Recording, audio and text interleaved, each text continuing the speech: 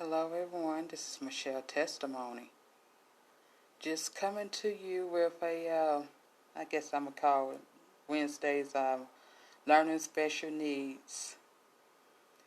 Yes, it's about my story and about my son's story, and also millions of people's story that have special needs children, and also adults as well, teens, and all that good stuff.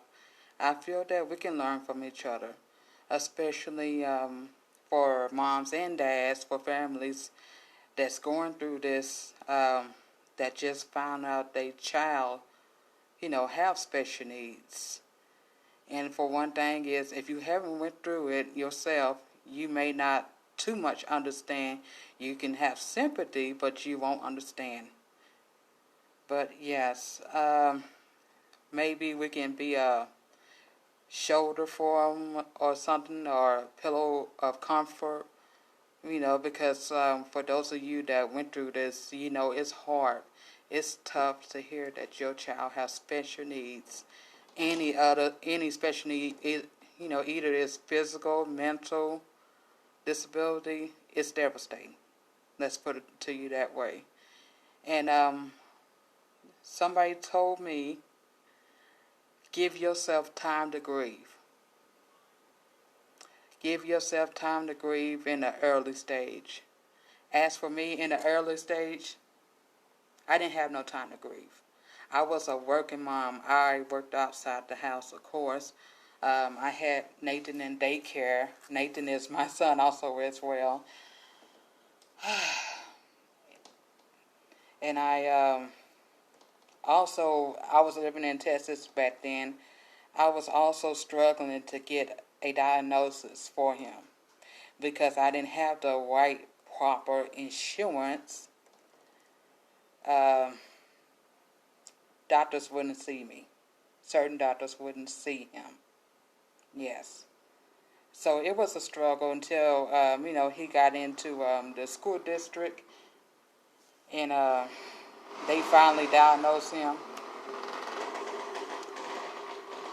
Let me give out a disclaimer right quick.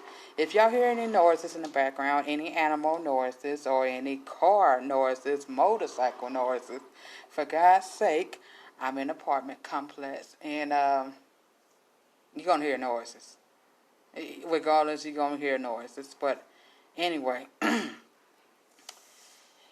yeah, so that's my story of, getting diagnosis.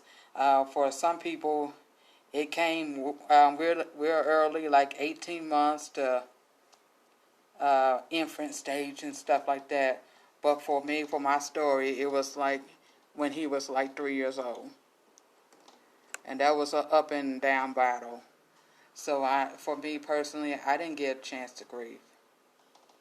Not at all. I didn't totally grieve until last year.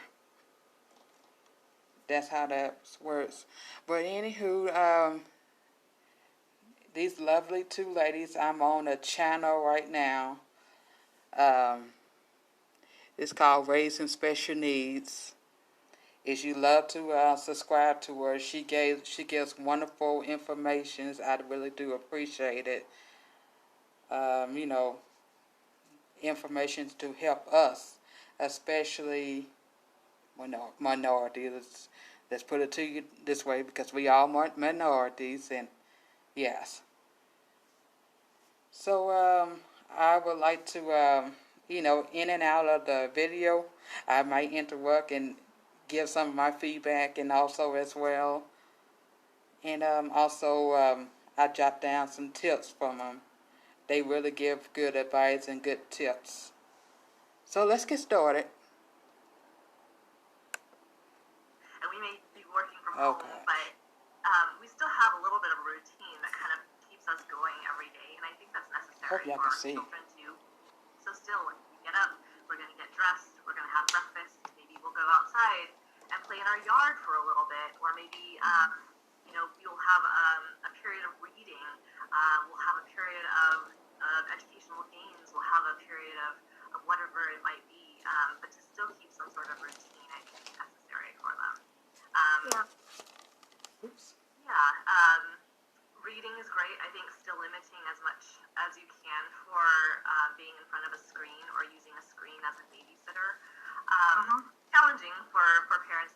working from home to kind of do both. I'm working, so I need my children to kind of take care of themselves and entertain themselves. And usually that happens with, okay, let's go in front of a screen of some sort. Still limiting that might it's always beneficial. Still. Now I have a question. What if your child is a visual learner? You know, unlike some other children, you know, you can just put a book in front of them and they do fine. But, you know, for some of our children, it's very visual learners and very hands-on and all that kind of stuff. Now, I do try to limit it, not screening time, which is all the time because he's bad sometimes. You know, outside play, I love to take him outside to the park and let him wear himself out. But yes, but like any other screen time, you know, I make sure it's educational, like ABCs, word game, stuff like that. Especially PBS Kids is very good, which we all know about that. So. They've got siblings to play with each other in a game, a board game, or read to each other, or do an activity together. All of those things are educational in some sense. Yeah, and I am glad that you shared that because I have found that for the first week, 2 weeks, because Nathan has been home, this is his 5th week that he's been home, and for the first 2 weeks he just sat before the TV because you were now trying to figure out how to fix your routine with everything that you're doing. I was informed. This is when COVID-19 happened, you guys, first time. So, if y'all didn't know. On the road, and the other siblings were helping out with other stuff because what it meant as well is that the caregiver that we normally have could no longer come because we had to also. She has a young child, but we also had to put her on quarantine because we don't know who she would associate with and what she could possibly bring home. So we found that the help went. And so for the first 4 or so weeks, he was just planted before the TV morning until evening. And when I came out of quarantine, I began to look at how do I change that routine. And so, as I was sharing with you before, we have a beautiful front yard, and we have an area that is cool up until about 10 o'clock in the morning. And so he gets up about 8:30, and we spread a big blanket on the grass, and we go out. Initially, he didn't want to. I don't specifically like to show the child. Is how to continue to build his communication skills using reading. Okay. And I remember that great activity that you did. So I'm going to ask you to talk about it for a little bit, and then of course we're going to grab Nathan so you can do an activity.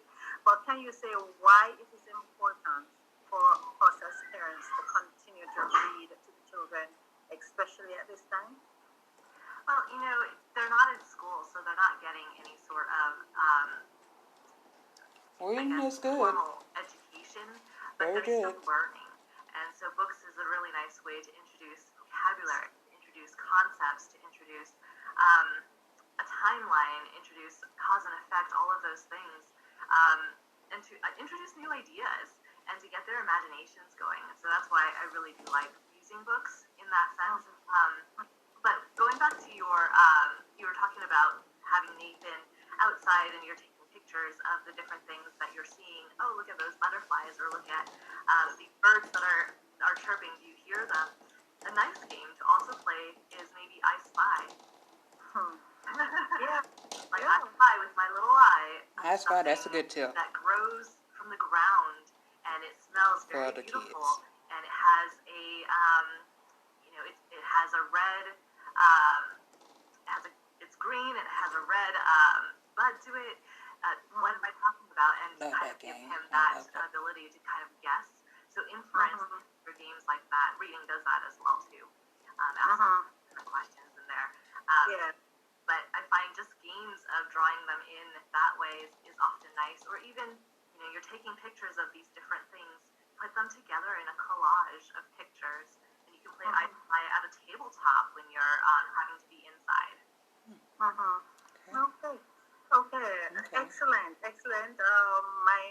my tip, thinking though. cap is now on in terms of generating, what are some of the things that I can do because we have a lot of pictures.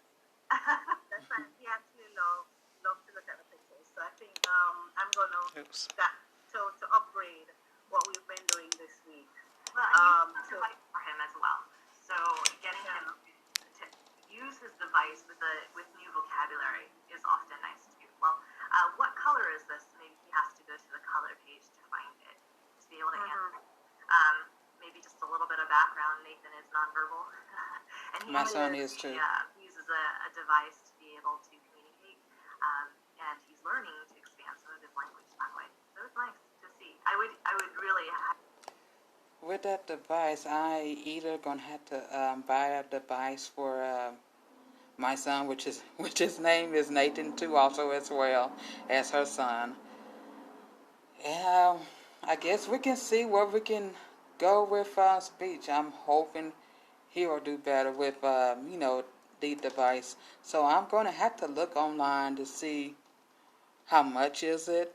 For those of you that got children that have a device, can you please let me know where did you get it from and how much it costs, or what resource did you get it from?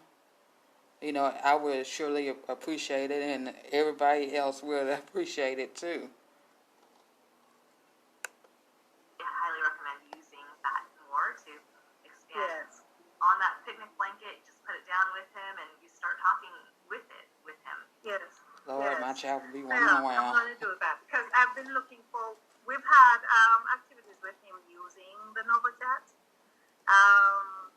but it's just we've been introducing it slowly. So I think this is a wonderful time, as you say, because I was really thinking, what do I do with him this week? Because we've taken the pictures and we've looked at, and I asked him, do you remember what you learned about butterflies? Where they come from, and I had some image where they come from, and you touch a caterpillar, and and then I said to him, this caterpillar, we used to have it in this tree, and he looked up like it's not there now. It's kind of a big caterpillar. So he's relating. So I think that, like you said, it's a wonderful opportunity to now take out the NovaChat and just spend some time exploring it with him and using it. Mm-hmm. Well, also, you had just mentioned you're not certain what to do this week, and how can it change from the week previous, and all of that. I also like to do a lot of lessons based upon themes. So maybe this week it's just going to be about butterflies and insects, and then maybe the following week we're gonna do something on elephants. I don't know. That's a good a idea. topic per week. That way you're not kind of scrambling to find things. Maybe for a part of a screen time, maybe you put in a documentary about one of the things that you're currently discussing, and then maybe you read a book about it as well to kind of give different mediums of this information. Maybe you do some sort of diorama or science experiment or physical activity that has to do with the theme that you're thinking about doing for that weekend. Oh gosh, I'm thinking about another tip. I've been trying to teach my son how to express his feelings, even though he's nonverbal. And we've been watching Daniel Tiger, and Daniel Tiger does a variety of, showing feelings, songs, and everything. That's a good way how children can learn, and adults too. Because some of us wasn't raised to show our feelings. Some of us was raised to oppress our feelings. But okay.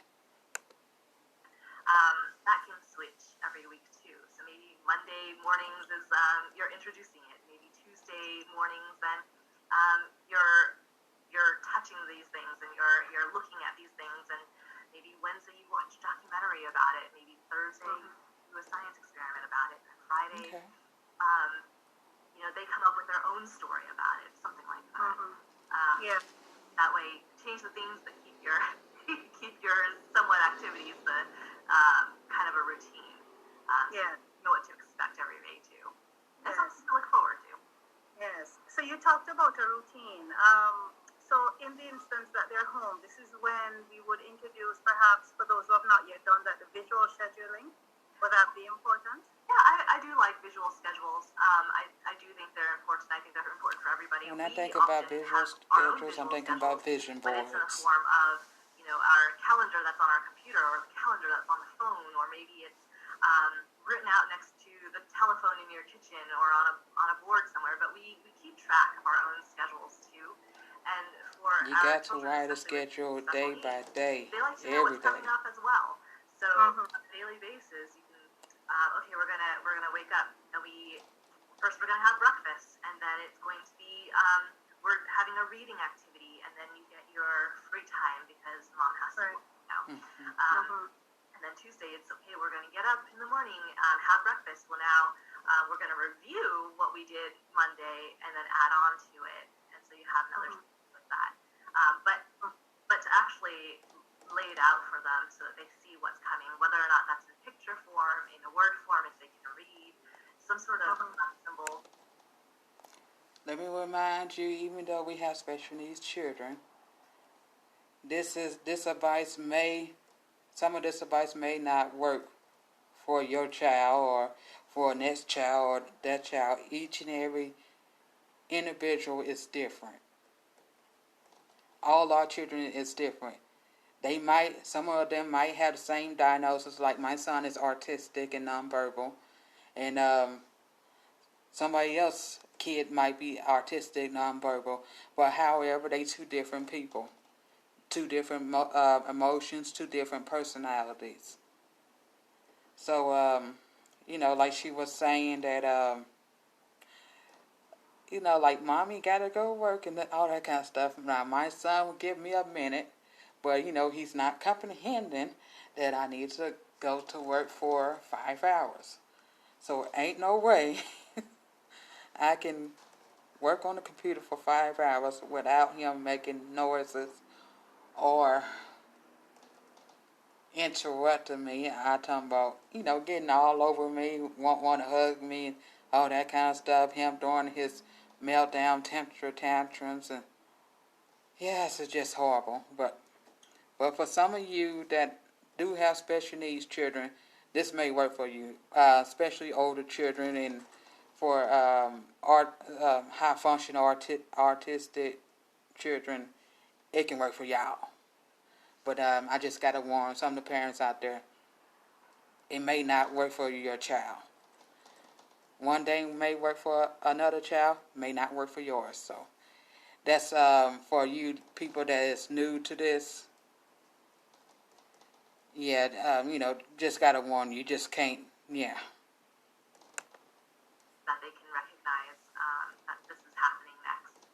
It helps with transitioning between different activities that you're doing. Yes. And for the visual schedule, also we should allow them to be involved, perhaps by allowing them to look out the what's next and take off what we've already done. And for the video, I'm actually going to kind of do a little visual schedule that I'm going to use as an example, so that persons can see how they're able to create them easily and to use them. Because when you mentioned the fact that we as adults use visual scheduling, that resonated with me because I found since I've been home, it's like I'm losing track of the days. So perhaps I'm thinking that one of the things that I should do is to have the days of the week as a visual schedule for him as well, to help him Good tip. track That's of a good where we tip. are in the week. Yeah, so he can see the whole week, and then you can have your own little schedule per day of, okay, we already got up in the morning, what are we going to do next? We have breakfast, and so you can kind of do a daily one, at least bigger chunks of time. So maybe it's breakfast and you have an activity between breakfast and lunch, and then you have another 2 activities between lunch and dinner, and then you have 1 activity after dinner or something like that, just so that he can kind of see or know what's coming up next in the bigger picture. And of course, all of those activities could be broken down into even smaller segments so that they can see what's going on in each activity as well. It depends on how much that child is able to grasp and understand the whole schedule, and whether or not they do need it in segments at a time. It's very visualized. Okay. So as we wrap up this part of the discussion, just what are the 3 key things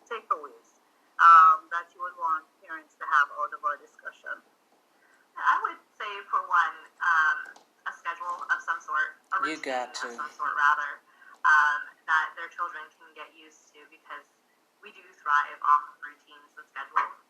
I would say you try to have. It's really hard as a working parent, working from home parent, to have other activities and be that teacher for your child as well as your own job. So incorporate maybe more of educational learning into your everyday daily lives. So as you've done breakfast with Nathan outside, and you started to incorporate some vocabulary with outside elements, that's great. You're using already what a routine you've set to kind of introduce something else. I think that's fantastic. And then the third one too is very, very hard to do, especially now. But do try to limit the amount of screen time with our children with special needs, children in general. I think they can get stuck and focused into, in a way, addicted to a screen. And to kind of help not get to that point, do other things, reading, have them play games with each other, games with you, have them help you with chores, cooking, that sort of a thing, to maybe lessen the amount of screen time. That's if that your you child is have, or maybe able, just have you guys. a designated time for screens in only a certain time of your day. Outside of that, try to have them do something else. I would say those are the ones. Okay. All right. All right, that was great. Okay. Now, when I said if your child is able, like for physical stuff, like help you clean and do laundry and all that kind of stuff, that's if your child's able. But yes, you know your child more than I know your child, and then doctors know know your child. Okay. I want to see if I can share her channel. If you can see it, great, I hope. Sorry, my computer is... Okay, her channel is Raising Special Needs. Okay, this is this lady's channels, and she gives great advice. Now, I noticed that people that have channels like this is very not recognizable, because I believe we need to spread the word, about our children, about our special needs children, so we can help other people, help other parents. So this is her videos. If y'all would like to subscribe to her videos, she gives a lot of good information, and also she helps parents, to understand what they're going through.